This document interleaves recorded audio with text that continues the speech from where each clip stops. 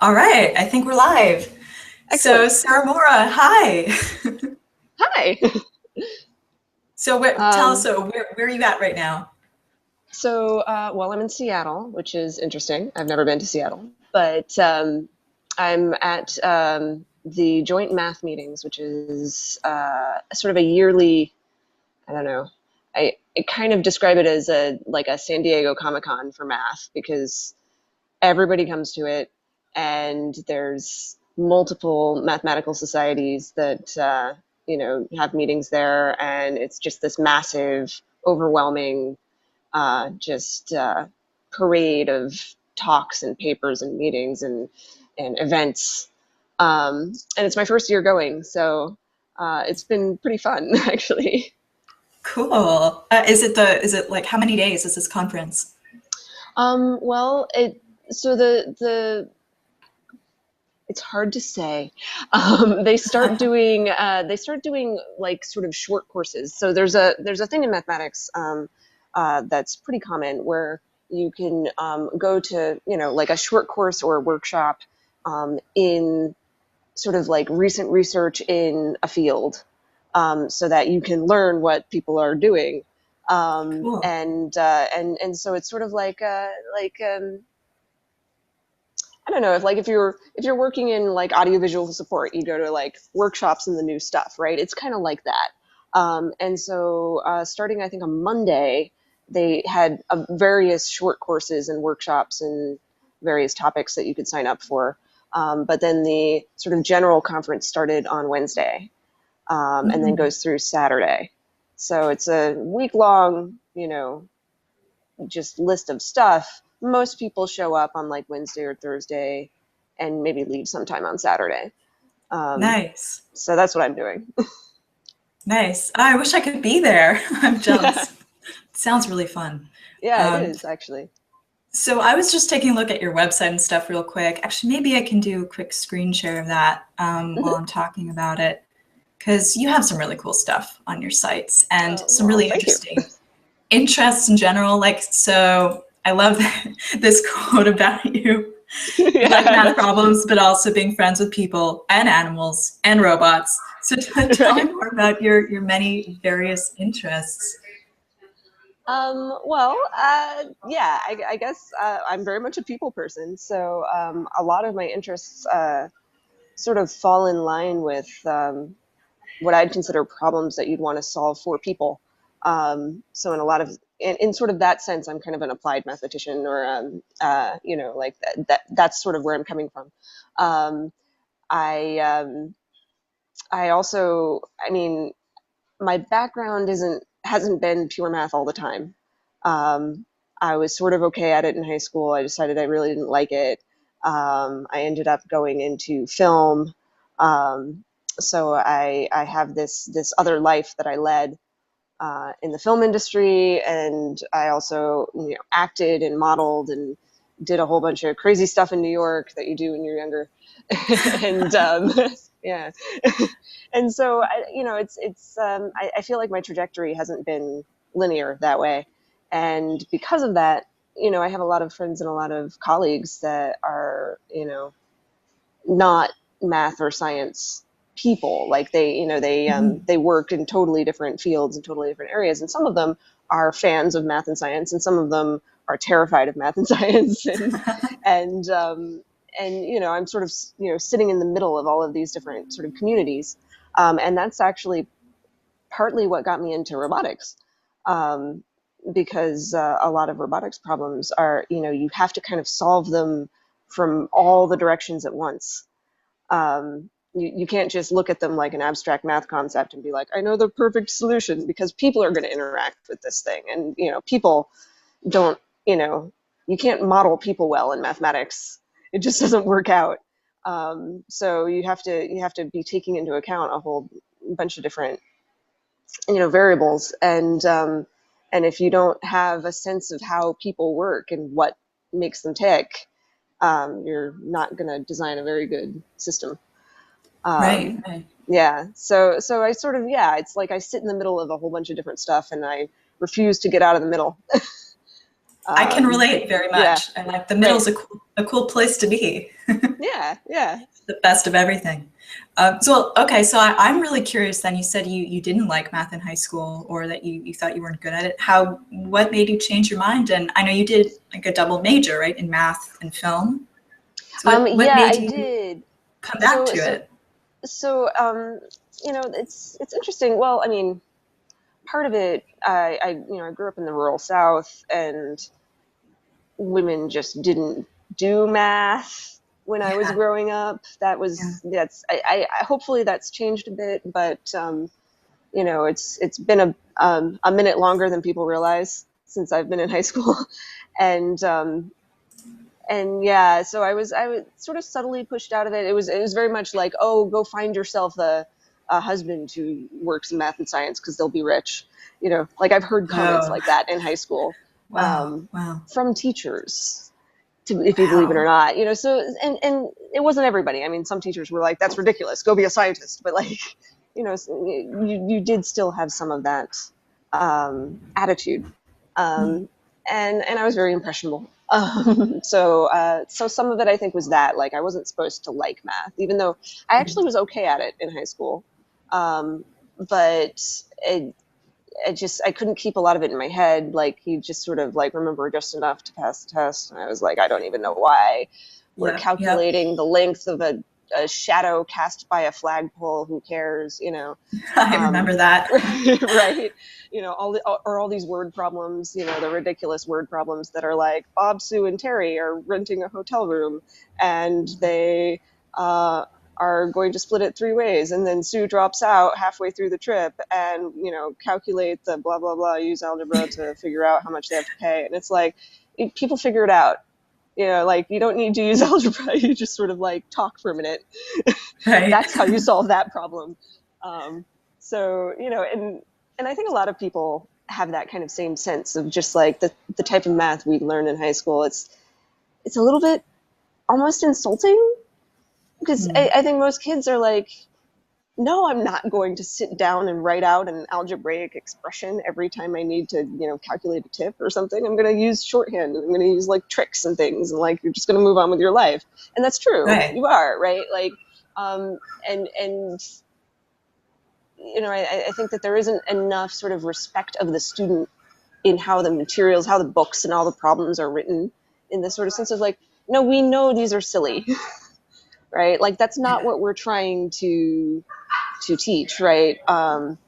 And I feel like if you were much more upfront with students about like, well, yeah, I mean, you're not going to sit there and do like crazy calculus to calculate you know, the height of this, shadow on a wall at a certain time of day, unless you had to do it for, I don't know, you were in the FBI and you had footage of something happening and you need to figure out exactly when it was happening, and like, there's a reason for it, right? Like, but Right. most people aren't going to have that. But what is it that those problems are trying to teach? It's usually not how to calculate the height of the shadow, right? It's how to take a whole bunch of information and only pick out the stuff that's relevant and useful to you, and use Right. that to get an answer that you need.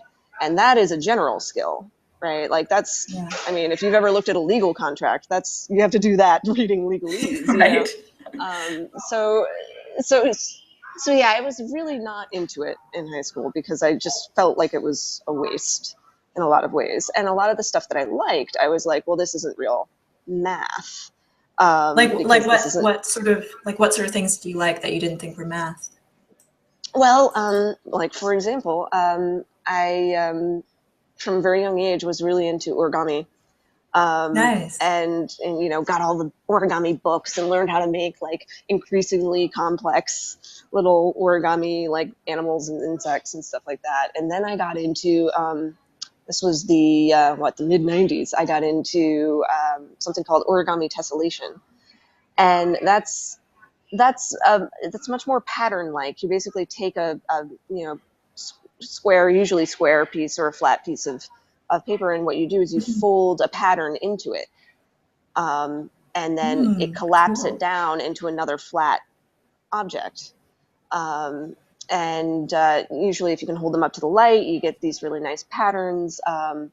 A really great resource for this is to look up Alex Bateman has a whole bunch of designs on this, and there's actually a Flickr pool for origami tessellation. Oh, People have wow. really, I mean, some of these models, I'm in awe of how they can fold these things. They're just utterly gorgeous, sort of pieces of art. And I was like, well, that's not mathematical.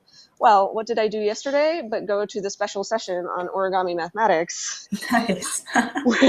where it's just, like the guy whose books I used to buy, is there talking about the math of origami tessellation, and like, a bunch of other, mathematicians are talking about the results they've found for various, origami related modeling. Awesome. And it's a thing, it's a real thing. And I just, it was one of those things where I didn't actually start to realize that a lot of the stuff that I liked about origami and problem solving in general, like puzzle solving, was very much, stuff that I would be doing in math.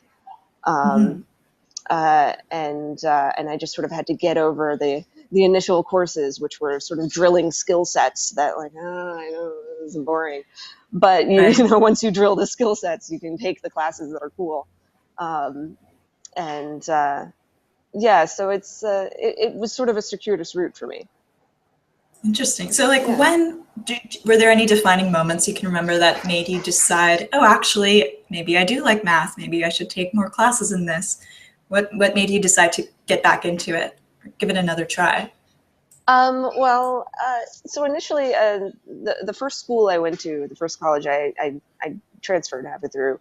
Um, so the first one was Hampshire College, and they don't have grades. They don't have tests. Everything's sort of project based. Nice. It's a very sort of neat system, and that's how I felt comfortable getting back into math, because I wasn't under this gun of like finishing tests, and I always struggled with time tests. In Mm-hmm. high school, not as much, because they weren't very difficult.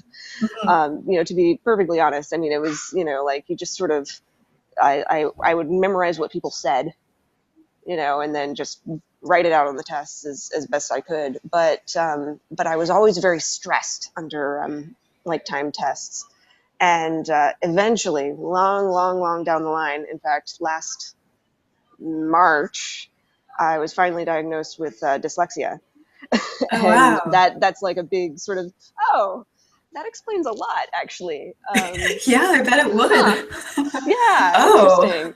Um, but wow. I have a form of dyslexia that's very commonly diagnosed older, later in Ah, life, because I I didn't show the telltale signs. I didn't like swap letters, and I was actually a pretty good speller.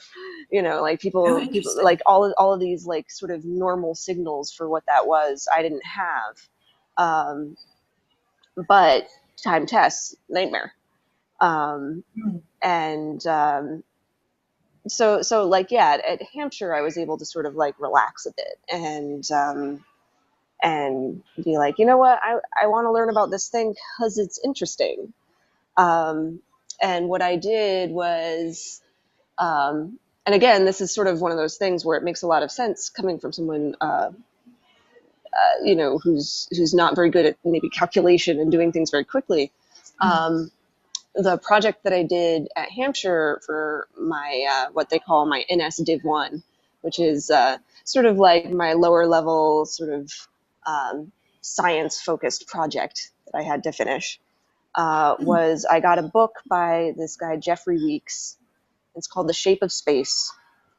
And it's an almost entirely intuitive introduction to, you know, topology, higher dimensional geometry, that kind of stuff, Nice. which is like the shape of space. The reason it's called the shape of space is because one of the big problems that we have living on Earth in this system, in the universe, is trying to figure out whether we live in a curved universe or a flat universe or anything like that. Because Mhm. how do you measure something that you can't get to? Right, right. Right, and it's a hard problem. But there's a lot of things in fields in math, in like fields of geometry and this field called topology, that allow you to sort of make those inferences, because those fields have all been sort of thought out in a way. Mm. Like there's a lot of just sort of heavy duty thinking that happens that you go, oh well, if this is true, then we could probably test it by doing X, Y, Z, and like, Mm-hmm. so it's really interesting stuff to know how to do, but it's also um, tough to think about at first. Um, Yeah, it's weird. There's just weird stuff that happens. There's a lot of weird math, and so this book is really excellent for that, because it's conversational, and there's lots of pictures, and um, lots of sort of thought experiments. And so I worked my way through that book as my nested one, cool, and I took cool. as long as I needed, and I wrote up problems and answers and summaries, and submitted that as my nested one. And that, I think, Cool. from that point on, I sort of never let it go. Oh, wow. I will have to check out that book then. Thank you for the recommendation. Yeah, no problem. Nice, nice. Well, so the way I know you originally is from the video that you did. I imagine a bunch Right. of people know you from that too. Let me pull that up real quick. I think it was just great. I mean, we won't like watch it right now, but it's on your website in case anybody Yes. else does want to see it. And it's really good. It's really you're really personable in it and just really honest. And I think that Yeah. a lot of people are afraid of math, whether they are math majors or not. So I find it Yeah. Well, yeah, a especially lot of mathematicians are afraid of math. I mean, there's just a lot of terror that happens. But yeah, and I feel like, it's not something that's necessarily okay to talk about in the math community, unless you're part of a group of people who are very much into education, and why have we been using these kinds of models when we actually have studies that show like teaching certain ways actually hurts certain people. And when you get people who are very into that, then you get people who are a little bit more honest, a little bit more open about, like, you know not everybody is good at math all the time. Like I have subjects in math that I hate because I'm just terrible at them. Um, I have to ask then, like which ones do you hate? well, I've never been a huge fan of algebra. Um, Hmm. I find it very confusing. And again, finding out that I had dyslexia makes a lot of sense with this, because algebra is all just sort of, um, at its heart, you end up moving symbols around a lot, as placeholders for what you're thinking about. And I get so confused. I mess Hmm. everything up all the time. Whereas, like, geometry, I've always liked, because I could sort of, even if I was working in geometry that was hard to visualize, it's like you can kind of do placeholder pictures in your head of what's going Hmm. on. Um, and I'm a picture person. Um, Whereas then I've met some people who love algebra and despise geometry, who are mathematicians, and it gets very, very specialized when you Right. get into the higher sort of reaches of the field. You get to a point where you're giving a talk on something, and like three people in the room understand it. Two of them are your advisors, and like you just like you're just doing something that, like, pretty much only you really understands at this point. Um, and so I don't know. I feel like I wanted to kind of push against this idea that you don't talk about the struggle. Hmm. Um, and I think there are a lot of people now who are really, really wanting to talk about that, because there's also, I mean, it's not just that there are people outside of math who think that they can't do math and Right. never join. It's that there are people inside of math who beat themselves up, who have just, like, a horrible time doing what ostensibly they love, because they're constantly comparing themselves to other people and thinking that Hmm. they're not good enough. And so there's a lot of that within the field as well. And I'm one of the people who wants that to change. You know, like I think that it's a field that can benefit from people who didn't excel in the like normal track of mathematics, because there's so many questions out there that just have weird answers. We need the people who are just like, why can't we just do blah blah blah, you know, instead of people who are like, obviously we don't do that because we didn't learn it that way, you know. Like Right. Right. I want people who are like, let's do the crazy ideas, you know. And I want it to be a little less you know, competitive that way. Right. And I think a lot of people, you know, a lot of people who stick around in the field, I mean, you know, the longer you're around mathematicians, the more you realize that everybody is working on something really hard, you know, Yeah. and Yeah. everybody knows what it's like to tear out your hair and go, I just don't understand this. Yeah, um, I've been happily surprised, I have to say, with the other mathematicians I've talked to and interviewed, that a lot of them do, or maybe it's just the people who are willing to be interviewed about it, are more than happy to share that they struggle a lot, and that right, right. fear is part of it.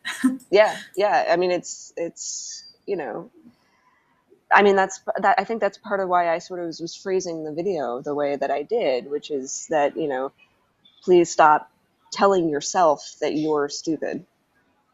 It's Yeah. That's not it. What Yeah. it is that you're learning something very difficult, and difficult things are hard, and they they, you know, they make you feel like you're not going anywhere sometimes, but like it's because they're difficult. It's not because you're, you know, it's not because you're not capable. Um, and again, you know, I feel like it's something that's sort of distinct to like math and science. You know, we have this Mhm. mythology of like, you know, you only do math and science if you're good at it. Right. And right? And I'm like, no, actually. That's not true at all. You don't have to be like the best, you know, mathematician or scientist in the world to do some good work. You know, like just keep doing work. That's what we need. We need people who are keep, you know, tackling problems and keep trying to solve stuff. Um, you know, this, like any field, there's only a few people who become superstars, and sometimes that's by accident. You know, Right. um, that's it's actually there. I felt like there were a lot of parallels to like, you know, the acting world when I was training as an actor, which is like so much of it is timing and luck. Yeah. You know, like you get your base skills, you go to, you know, your actor training studio, and you learn all your base skills, and then you work on your instrument every day, and you know, you run your monologues, and you work on your vocal exercises, and you make sure you're in shape, so that if you're in the right place at the right time, you know, that you're prepared, Right. you know, to Right. get the role, right? Because that's really what it's like in the acting world. I mean, the difference between a famous actor and a non-famous actor is often they met the right person at the right time, got cast in the right role, you Yeah, know. I can believe that. Right. It's funny. And This came up in an interview I did with Henry Sagerman, who also, if you don't already know him yeah, or his work, awesome, right? I actually hung out with him yesterday. He's really cool. Awesome. Oh, Yeah, that's so great. If you see him yeah. again, tell him I say hi. Yeah, he has this really Um, neat camera that he's been carrying around. It takes the 360. 360. Yeah, Yeah. so he just holds it up, and it takes like these crazy videos and pictures. Super fun guy.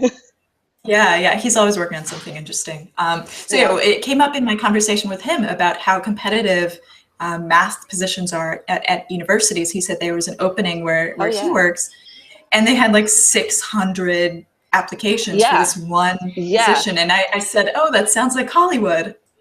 Right. I mean, it's very competitive, and in academia, right? Because academia is small compared to what you can do with a math degree. Um, Right. you know, there's so many, you know, applications and uses for mathematics, and yet we've sort of funneled into this sort of um, academic focused track where we tell a Mhm. lot of, you know, bright young students, like the students who end up you know, they do go to school for math, and then they go to grad school, and a lot of them, you know, have this idea that the only way that they could be considered successful is to go into academia.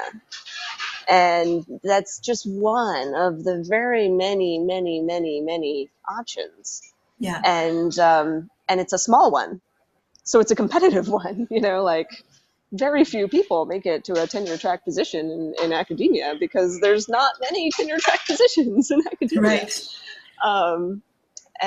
Yeah, so I feel like it's incredibly similar to that. And yet, like the friends that I have who are, work in film or do acting and stuff like that, they understand that, like, if they don't get the role, it's not because they're terrible, right? Like they know that, like, there's a lot of luck and there's a lot of, timing and a lot of and so they're just going to keep working hard, and they're going to keep, going out for auditions, and they're going to, keep in shape and keep their vocal exercises going so that they're ready, and they just keep doing that.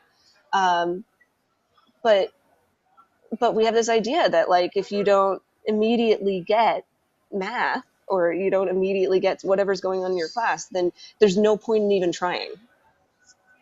Yeah. We This is have also this. my experience too. Yeah. Like, Right. just, yeah, Right. it's so interesting, especially, and again, like you said at the beginning, I don't know if it's still a bias, this gender bias about, women just don't do math or something like that. But my experience was, and I went to a great school, I was very lucky, went to a really good school, had some great teachers, but the only teachers who encouraged me to, like, pursue something further were, like, the English teachers or writing or Right. arts teachers. And I had some math teachers, and I did okay in math in high school too. Some of the classes I even did well, but never got any encouragement to do anything else with it. Right. Right. Yeah. It's weird, right? Yeah. There's a lot of, this is where I think that, like, mathematicians should be talking to people from other disciplines, because there's a lot of sociology going on in this. There's a lot Yeah. of, like, it's hard to change perceptions in this because they're entrenched. Mm-hmm. Their identities. I mean, I just went out to dinner and met a random person, this guy who, works in the business district in Seattle, and he was like, "Why are you here?" And I was like, "I'm here for a math conference." The first thing out of his mouth was, "I'm terrible at math." Of course. Why do you have to say that? Like, why is that a thing that we say? Like, it's totally normal and expected to hear people say, "Oh, I suck at that," right? Yeah, it's And you don't hear it as often if you tell them you do anything else, really. Like that. Like I mean, I used to tell people I'm an actor, and they're like, "Oh, that's kind of cool. So what's that like?" right. They don't "Oh, I'm say, not an "Oh, I'm actor," terrible at acting." and some of them were like, "Oh, I have stage fright," which, Mm-hmm. okay, yeah, right. But, like, in general, like, people would be like, "Oh, well, tell me more." But as soon as you say, you do math, it's like everyone has to, like, make it clear where they stand, right? "Here's where I stand. I don't understand any of it. You should know that before we continue." Right. It's like, I mean, I don't necessarily expect someone who's not been, working, you know, every day of their life on something to understand. That's fine.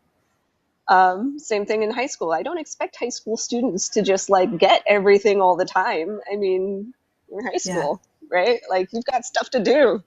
Yeah. It's usually not just the math. And Why do you think it is that, because I've noticed this too, people seem to, if they're not good at math right away, like say high school, mhm. they decide I'm not good at it. Well, I'm just not, I don't have the gene for it. I'm just not meant to do it. Just forget it entirely. Whereas if people are bad at, I don't know, take a dance lesson and they're not good at dancing the first time they try, I've never heard anyone say, "Oh, I'm not a dance person. I just don't have the genes for it. I'm just going to forget about it." So what's special about math that makes people think that it's somehow, like, predetermined by your genes or something? How do you think that got started? I mean, Not that it's, I think it's been going on for a while, because I think right now it is an identity mm-hmm. of and it's, some of it's perpetuated by mathematicians. It's like, Really? like, yeah. And it's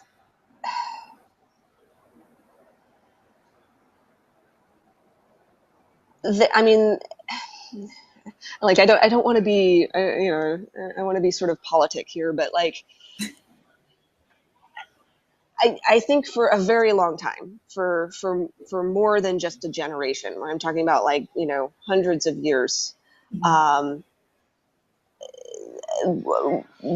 society has been doing a thing, or at least Western society has been doing this thing with like math and science, is that like, you know, only special people do that. Mhm. And, and, I think a lot of it may have started just because like, in order to do it for a long time in Western society, you had to have a patron. So, Yeah. right? So basically the patron idea is that like, you know, I mean, you have people who are, society is like people working in fields for richer people who own the land.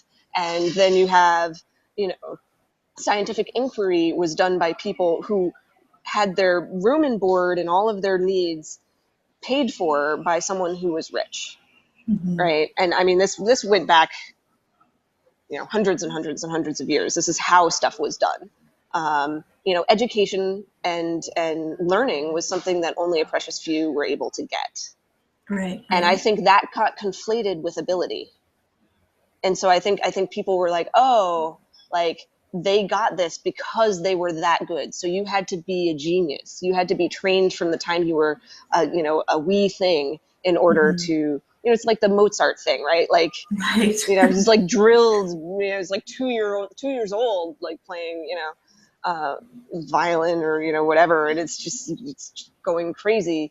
Um, but like that was sort of that's a very sort of old Western model of Mhm. learning, and it's not just math, that was affected by it.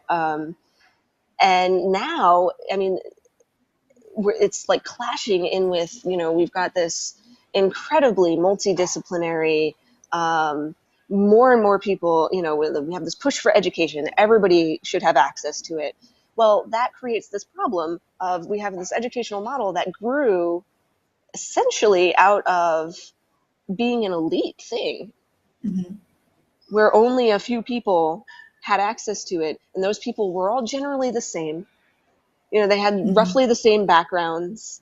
They were usually male. They were usually Yeah. white.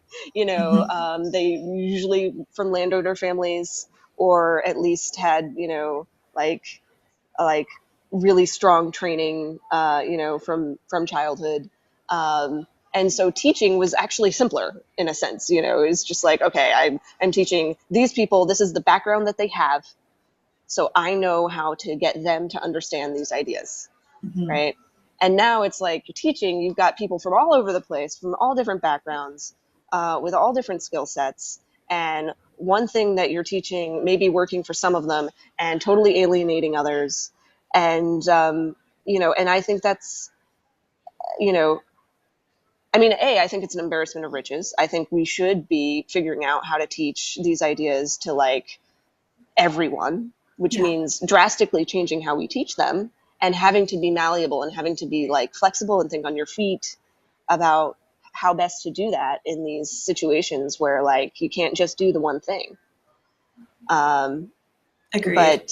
but I think that, the fact that like we're coming out of, a history of it being very elite, of any learning being very elite, makes for, you know, uh, math and science to still retain some of that, like, oh, you have to be special, because with things like writing, there was also sort of a parallel, like newspapers became a thing, right? That became Mhm. Writing became a thing that people could do. Reading and writing became like, yes, everybody does that, right? We haven't had that for math and science the same way. It hasn't permeated our culture. Yeah. Um, Yeah. Not to the and same so degree. right, and so it becomes an identity thing. Like Mhm. people want identities, right? Like they, it's not interesting enough to just be sort of mediocre at math in high school. You have to either love it or hate it, right? It's Right. like those are the two options. And the same thing with almost anything, right? Like especially as a teenager, everything is like black and white. Right. um, And and if you say you love math, then you get thrust into a community that defines itself a certain way. Mm-hmm. And you can either critique that community, or you can embrace it and, you know, take on its attributes, or do a Mm-hmm. hybrid, right? There's a lot of mathematicians who embrace it and take on its attributes, and in some cases actually end up perpetuating, you know, some of these ideas that mathematicians are, you know, some people just don't have the math brain. Mm-hmm. I've Mm-hmm. heard some mathematicians say that, and you know, every time I hear it, I call them out, Good. because it's, you know, that's, I feel like that's hurting the field. Mm-hmm. You know, if you love your field, if you love the thing that you do, wouldn't you want to make it better? And and to me, the thing that would make math better is to get more ideas. You know, I mean, it's a huge, broad field, huge, enormous. I mean, there's open problems everywhere, and why wouldn't I want more people tackling them? You know, it's not my place to judge how they tackle them. I Yeah. just want them to be working on them, right? You know, so like it's sort of a mindset thing, and you know, some people, and I don't think it's actually very many mathematicians, had adopted this like attitude of like, you know, doing math is special, being a mathematician is special. Like, um, I think that there's a lot more people who realize that it's actually just hard work. It's, you know, you got to be stubborn. You know, you got to want to find the answer. So Yeah. I like that. Stubborn is yeah, good. Stubborn is yeah. good Oh, sometimes. stubborn is so good. I imagine some for a lot of people, maybe the bias is that maybe they're not even aware of it. If they have some Yeah, bias about only certain kinds of people can do math and yeah, science, and maybe yeah, they don't even know that they really feel that way, or yeah, you know. yeah. No, I think that most of the people who have that bias don't realize it. Um, Mhm. and that, I mean, that's, again, that's also something that so like the reason I made that video, that it was partly to talk to people, you know, the kind of people who the first thing they tell me after finding out I do math is that they don't, right? But it was also partly because, um, you know, I'd known some people who just never really thought about why people were saying they couldn't do math. Mhm. Um, there's a, you know, communication problem can happen. You know, well-meaning teachers sometimes just make assumptions about why people are saying that, Yeah. and they're making, you know, sometimes they don't make the right assumptions, and so Right. then they further alienate the student, and oh, it's a vicious cycle. So part of the reason I was doing that too is because, I mean, I had been listening to this for years, and I had cataloged and sort of thought about a lot of the different ways that my friends, you know, had sort of pushed themselves out of math and like pushed themselves away from it actively still. Mhm. And, you know, why that is, and how that could change.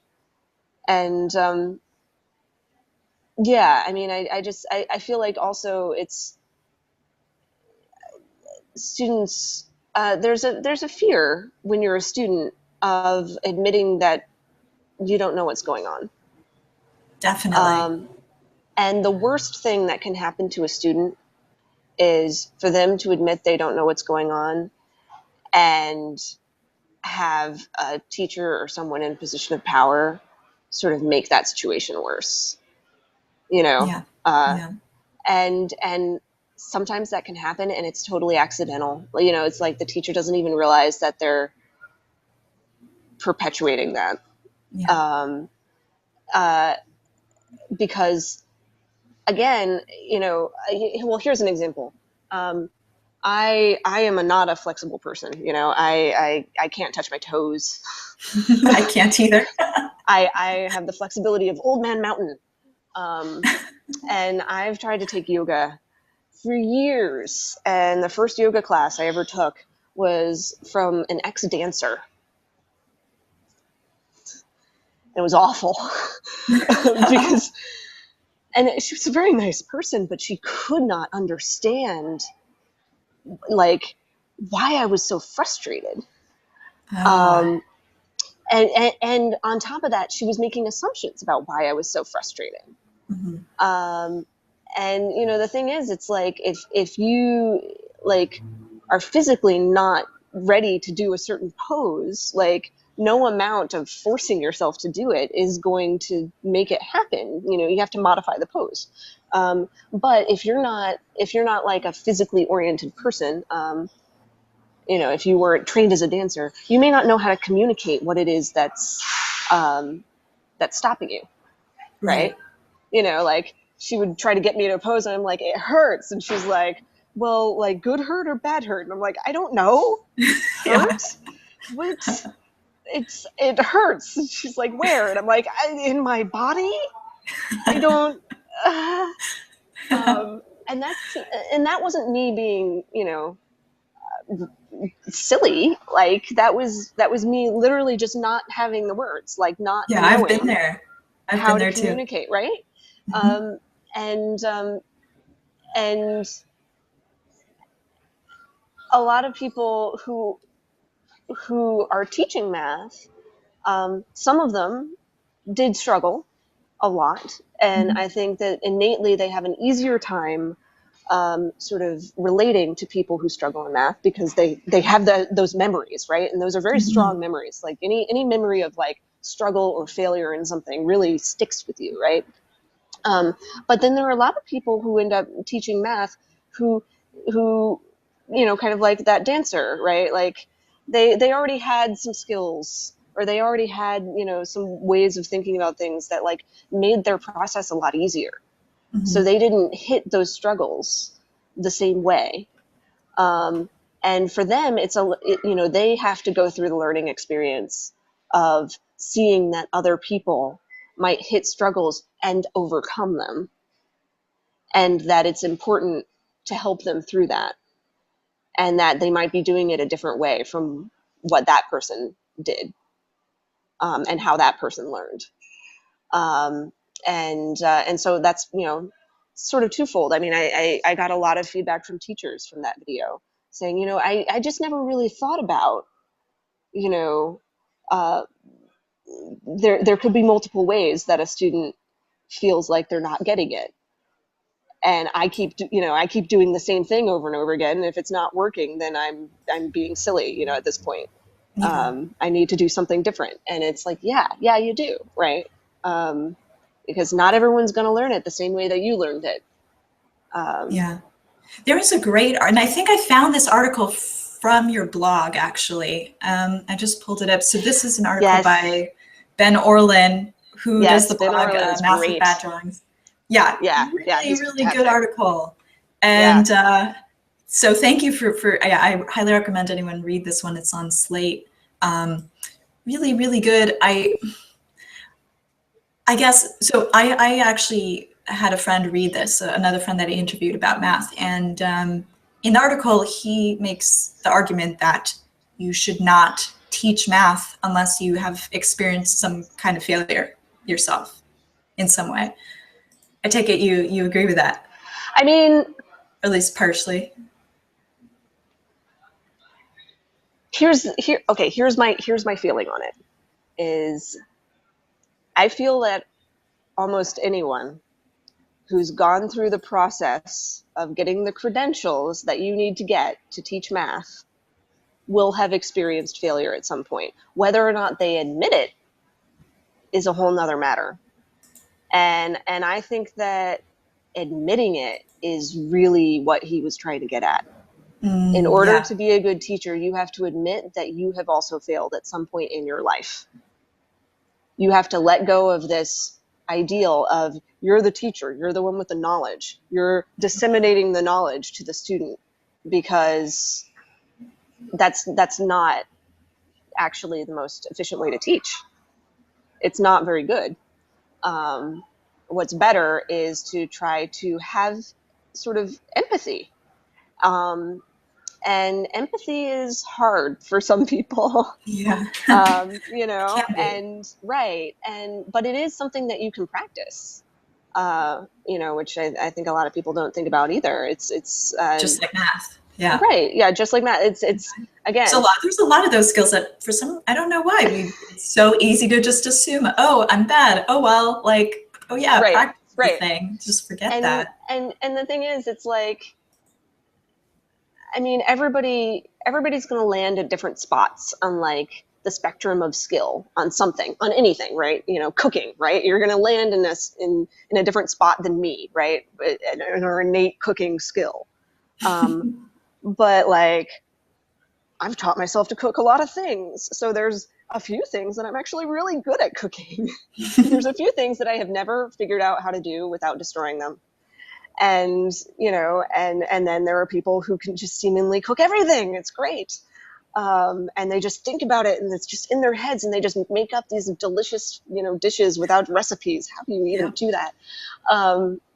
But like, even those people, need to be aware of like, make some mistakes and things just blow up. It's terrible. Yeah. And if you want to communicate it well, then that's the thing you have to practice. You have to practice putting yourself into the shoes of somebody who is struggling.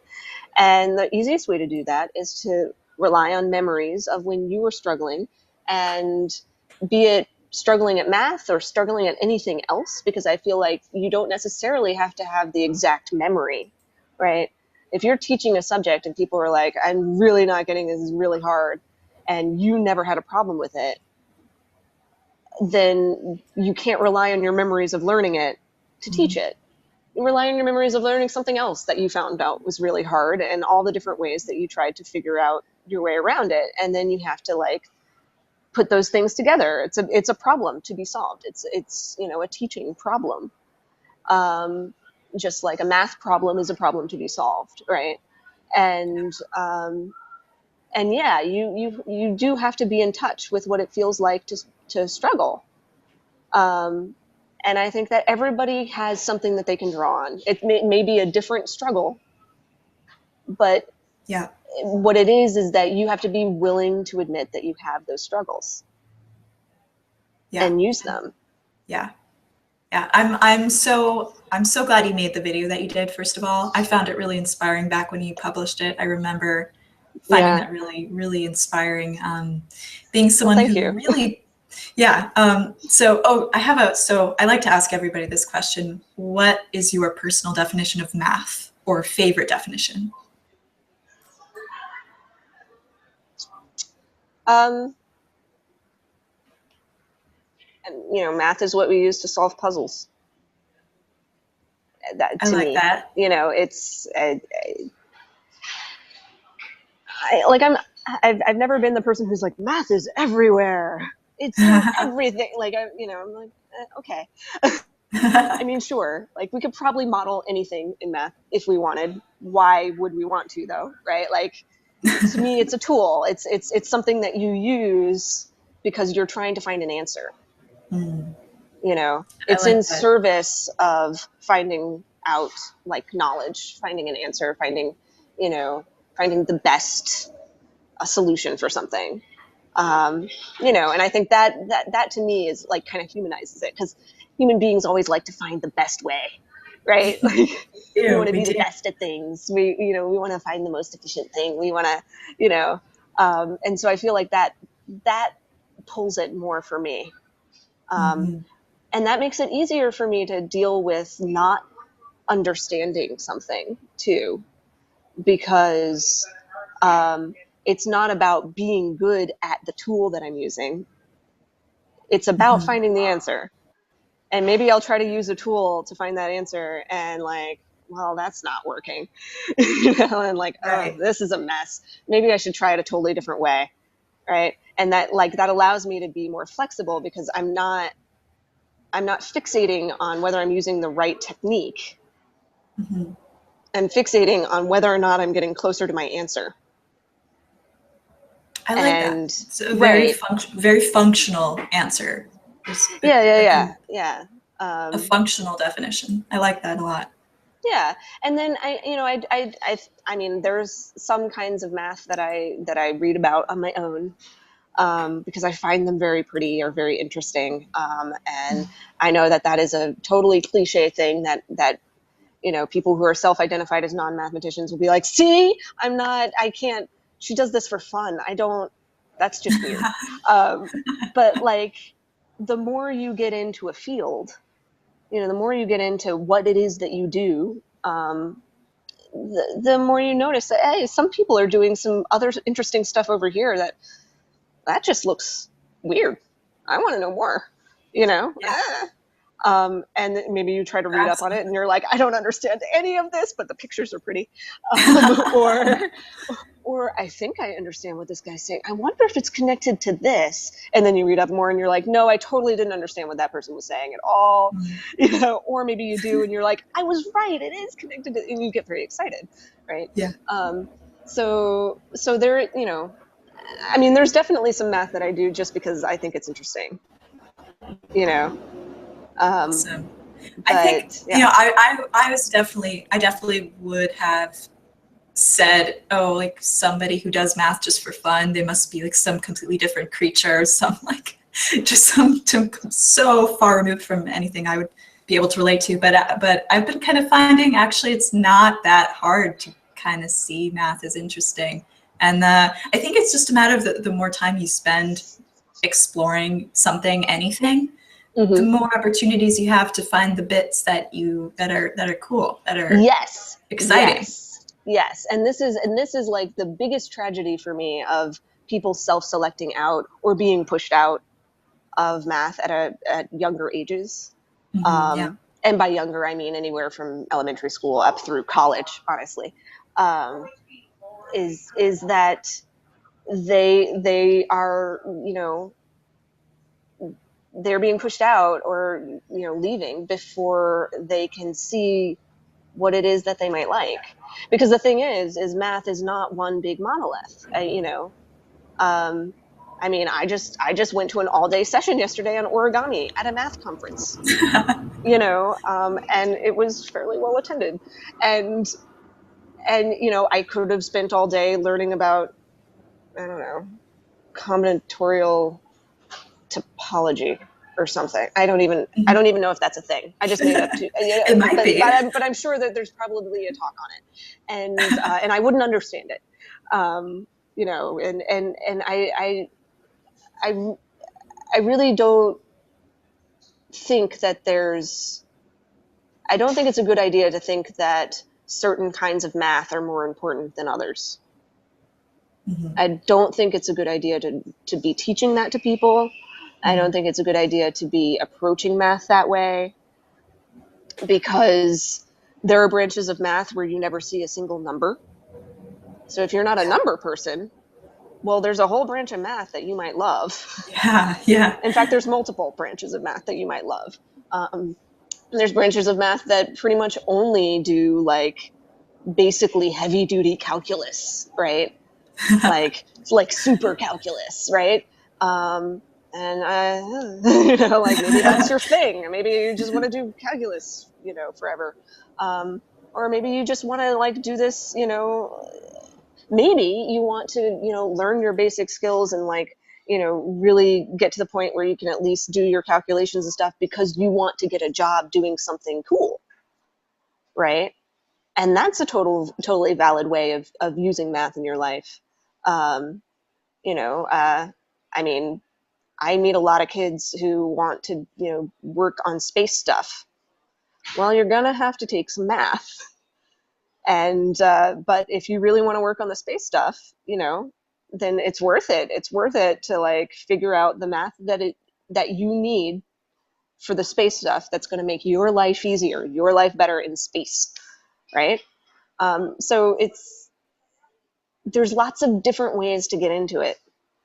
And there's millions of excellent reasons to sort of keep an open mind, and rather than going, oh, I'm just shutting myself off from all of it, going, okay, well, I really tried. I really tried with algebra. I really did. I tried. I took several classes. I even tried teaching myself. Oh, algebra's not my thing.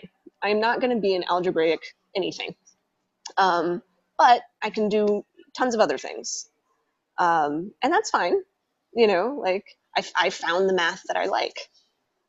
Um, so yeah. Awesome. By the way, do you still want to be an astronaut? I saw that in your profile. Oh my God, Still yes, thinking about it? yes, I do. I Yeah. want to be an astronaut so badly. I am almost certain that they would not accept someone with dyslexia, though. Oh I'm man. a little bit of a bummer about that. Yeah. I I'm mean, I might be sorry. wrong. I might be wrong. I'm not going to. I'm not going to not apply just because of that. But I'm going to be prepared for them to be like, yes. So the dyslexia. um, but yeah, so the astronaut application process, it may still be open. I'm not certain. I know it opened in December, but Cool. they're Cool. accepting applications, or they may have just closed them. I don't know. If anyone watches this and wants to, apply, they should just check, because they might still be accepting applications. But it's a very specific. You have to have sort of specific. A specific undergraduate major, and then you have to have specific kinds of experience. And the thing is, they have this one tricky thing where I am, again, a nonlinear person in terms of academics. I just finished my undergrad degree, and I'm older. Congratulations. Woo! Whoa, Just wow. graduated. I'm so excited. But the last few years I've been working while doing this, and even though I have like 10 years of work experience, the astronaut selection process, they expect you to have 3 years of relevant experience, but it has to be done after the degree, Oh not man. concurrently with the degree. Oh, So I can't apply right now. oh. But that's okay. That's okay. Next cycle I'll Next apply. cycle. Yeah. That's Um, cool. but yeah, I mean, I like space. I've always liked space. I mean, I think it's very telling that the first math book that I really worked my way through was a, book called The Shape of Space, Yes, yes. right? There's So, always there's always some like, and I've been trying to find more of these for myself. There's always some sort of bridge, I think, between the things you already know you like and the mhm, things you think you don't like. And if you find those little bridges, you might actually start to like the things you didn't like before. right. So, like space and math, definitely. Science and math, definitely. Art, origami, and math. Yeah, that's one I don't hear about as often, but I love that. I liked origami too when I was a kid. Yeah, yeah. So, Fun yeah, stuff. I mean, I think it's a very powerful, very useful thing to immerse yourself in, for a lot of stuff, and, and again, I think that we should be very honest about how difficult it can be to master skills in it, because I think it's an accomplishment if you learn your math skills. Yeah. Any progress that you make is an accomplishment. Um, just like any other skill. You know, so yeah. Well, thank you, Sir Moore. This was a fun conversation. I loved Oh, just thanks. hearing more about, and I want to. I'm going to be following you on Twitter. I saw you were posting about the conference Yeah, a little yeah. bit, a couple pictures and stuff going on there. They have a really, what is the hashtag It's JMM16? JMM16. Yeah, so Joint Math Meetings 16, Yeah, there's a lot of for interesting stuff 2016. in there. Yeah, That yeah. was cool. And Henry Siegerman's tweeting as well, um, occasionally. So you might see some of his crazy camera pictures. And Cool. yeah, hopefully, they're a little strict on photography at the conference. There's some Mm, nice stuff that I'd like to try to get a picture of, but I think I have to ask like artist permission and stuff like that. So I'm gonna right. see today and tomorrow how much I can share. Um, but Cool. yeah, I will be following along then. all right, cool. hoping you get some good shots. Yeah. Was there anything else that you wanted to just shout out? I don't know, anything else you wanted to talk about real quick before we wrap up? No, no. I mean, this was a fun conversation. I don't know if you had any more questions or. Anything like Oh, that? well, But always. There's always more questions. It's been about an hour, so I don't want to launch okay, into something yeah. that might be like 2 more hours. Oh Although I'd yeah, well love yeah, to. and I need to go have a meeting with my advisor actually. He's giving a talk on some of the stuff that I helped him do research on the last couple months on Friday. So we're Oh, hoping to cool. meet up and make sure that we have all our ducks in a row. Oh, good. But Well, yeah, have fun at the conference. It was so great to like almost meet you. I hope we get to actually meet one day. indeed, yeah, And I'll that I'll would be see you. really Well, cool. I'll see you around on the internet. In the meantime, we'll stay in Yeah, touch. yeah. All right. Well, thank you very much. Awesome. All All right. right. Bye bye. Bye.